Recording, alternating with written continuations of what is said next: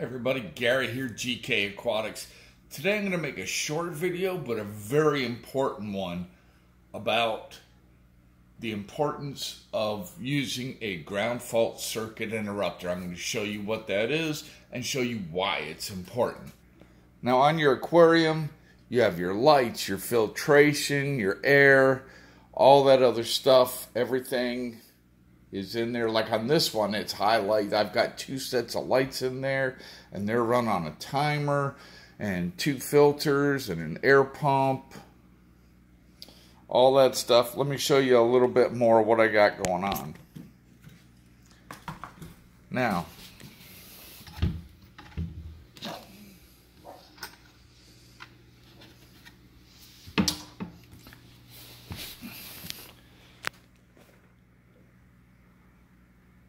okay, don't mind the mess in here, but this is the way I have it for now, simply because I haven't fixed it. Okay, in here I have, you can see I have 2 power strips. This, for me, this one is for light, or for the filters. This one runs the air stone. It only needs to be a small one, because USB, because it is a nano air pump from the Aquarium co-op. This one runs the pump, the power head up there, and of course my heater controller. This one over here, you can see I'm running the lights off of this timer. I like mechanical timers because if the power goes out, comes back on, it doesn't reset to 0. You only lose a minute or 2. I can see it's a little behind right now, so we're going to adjust that. There we go. What are these other ones for? One of these, I believe this one, actually just goes for this little light strip right up here. Wow, look at the roots in there. Look at that root system. But yeah, there's a light bar right there. There's a light bar right here. I just reach up, click it on when I open that up. It's really nice. And the other one goes down and powers this. Okay, so let's just say you're refilling the tank after a water change, and your attention is diverted for just a moment.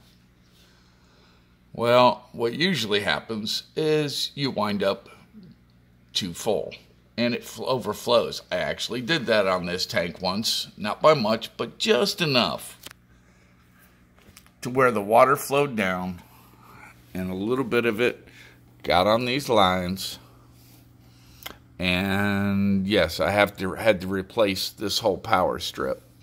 But it came down, and as soon as, even though these are on the inside, I'm not even sure how it did it. Oh, you know what? I might have had one of them laying on the base at the time. But anyway, water got in it. As soon as it did, the very moment that that happened, this runs out. And it comes over here. And it's plugged in. And this, of course the lighting's bad. I replaced this plug with a ground fault circuit interrupter. So what happened is, as soon as that water touched this, it pops this little breaker right here. And it shuts off all the power coming out of this, to everything coming out of this outlet. And actually, since this is wired together with the other one on the other side, both of them are connected. One pops, they both pop. You'll normally see these in your bathroom areas and around your kitchen. Most of those are required now on those outlets. This is not hard to change. It costs about 20 bucks. You can do it yourself. There are YouTube videos all over YouTube for how to do that. So I'm not going to show you that. If you don't feel comfortable with changing out yourself, you can get an electrician to do it. It's going to cost you because you're paying for an electrician. But it's peace of mind. You should have one of these on every outlet that's anywhere near a fish tank. That's what I do. That's my opinion. It has saved me because I had this one, and also in a smaller fish room, I also had the same thing happen, and it pops right away. Over on the 30-gallon aquarium, quite a while ago, I don't even remember what I had in there at the time, but we were bagging some up. Oh, I had platies in there. Let's come back up here. This is better looking. Okay, I had platies in there, and we were taking the platies out, bagging them up to take to local fish club auction. As we were doing that, we accidentally dropped the light. It was a standard fluorescent light fixture, and we dropped it into the aquarium. As soon as that happened, the ground fault circuit interrupter popped. Therefore, it saved the fish from getting electrocuted. It saved us from getting electrocuted. Because what is your very first reaction if you drop a light into the water? Reach in and grab it. And obviously, that would be bad if it didn't cut off the electricity. Ground fault circuit interrupter fixes all that. So, it's about 20 bucks. It's not hard to do. It looks normal. So there's no big thing there. If you go to Lowe's, they can show you how to do it. And again, if you don't feel comfortable, find a handyman or an electrician that can do that for you. But I highly recommend it.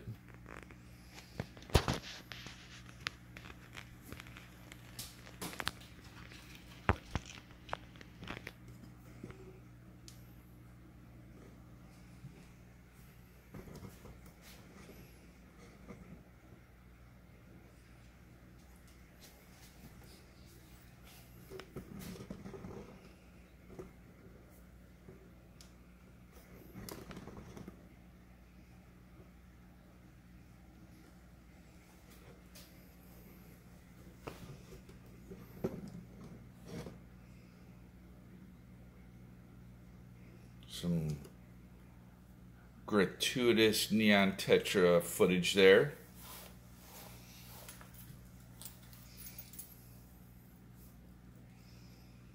Okay, yeah, I just wanted to do a quick talk because it can save you. It can save a lot of things just by doing that simple.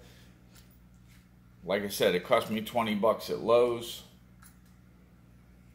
And I have them on all my outlets where I have aquariums.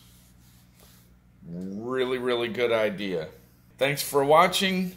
Remember to like, share, subscribe. Give me some comments down at the bottom. If you scroll down, if you have any questions, any videos you'd like to see, just let me know.